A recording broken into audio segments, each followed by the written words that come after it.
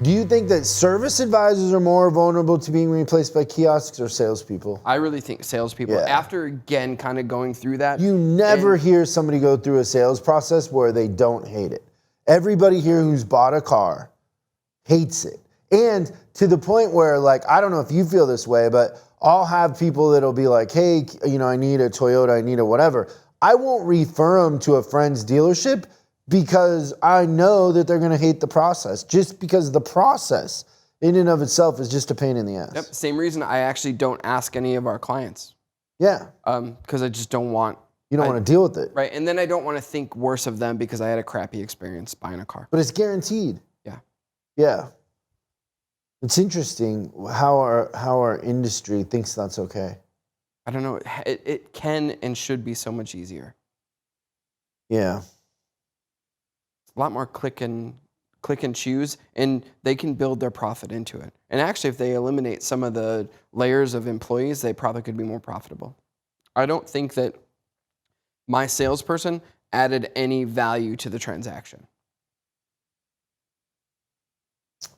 Maybe took value away in a sense, right? Yeah. Because here's the thing, like I posed this question on a panel I was on with, you know, some industry people a while ago, and I think I told you this. I was like, who would you rather? Well, let me give you a little context. We were talking about manufacturers going direct to consumer. Mm-hmm. That's coming, right? And so I was just making the point, like if you're Ford, who would you rather have selling the cars? Amazon's AI or your sales team? Amazon's AI. Yeah. And so like I go to a website, it tells me what it cost, when I can get it. Like, and you kind of what you're saying is you were less concerned about what it costs. Like, you know that it's going to be a certain amount. Like, yeah. You kind of, everybody's kind of selling them for the same thing, pretty much, right? And I wasn't going in expecting that. I understand supply and demand. I knew that, like, I wasn't going to negotiate $10,000 off the price of the car. So it was. I feel like that's part of it was the easy customer. When I say easy customer, I could have walked in and pushed my own buttons and. Well, here's I just thought of this, but here's an interesting idea. When you bought your Tesla. Mm-hmm. What was that experience? Were you in F&I for 4 hours or waiting for F&I? I don't know if you remember me giving you the analogy. It was like buying an iPad. Yeah. I walked in, a salesperson brought me to a computer screen and said, okay, do you know what model you like? I said, yes, I like the Model 3. Do you know what color you like? Yes. What kind of options do you want on this thing? It's like, if you want the long range, then you have to get the all-wheel drive. And like, he was enough where he explained all the stuff. So I built it on the iPad that they had. And then I hit a button. It said, okay. The price came up.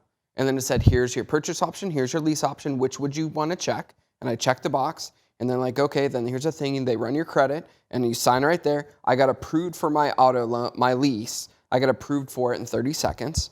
And they're like, okay, enter your credit card information in here for your deposit. And then we'll contact you when it arrives. And I actually had my paperwork for the lease before I got to the store.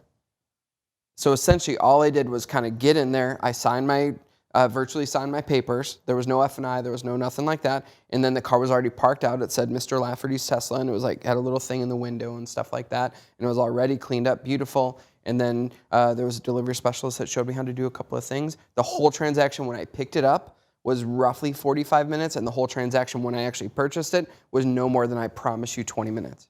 Yeah. So to wrap that up, and I think the point here that we're trying to make is that both of those positions are at risk, and they only will be saved by understanding that salespeople and service advisors' roles are to enhance the experience. And as we sit right now, that's a toss of the coin. You know, I always say if you have your customers pull right into the shop and talk to the techs, if the experience is better and the advisors aren't communicating, aren't making the experience better, we don't, it's an expense, it's not an asset. And I think it's the same thing with salespeople.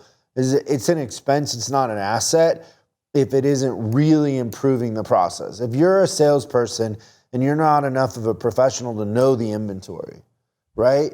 if you're in finance and you don't have enough finance people and customers have to wait 3 hours.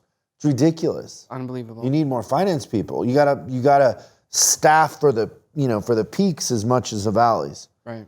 So think about that. Thanks so much for watching this clip of Service Driver Revolution. We're uploading new stuff every day, so make sure you subscribe and click the bell icon so you don't miss out. If you have a question you'd like us to answer on the show, call 8333-ASK-SDR and we'll answer your question on the show. That's 8333-ASK-SDR. For special deals on our books and training, head over to offers.chriscollinsinc.com. Now that's offers.chriscollinsinc.com. I'm Chris Collins, and I'll see you in the next video.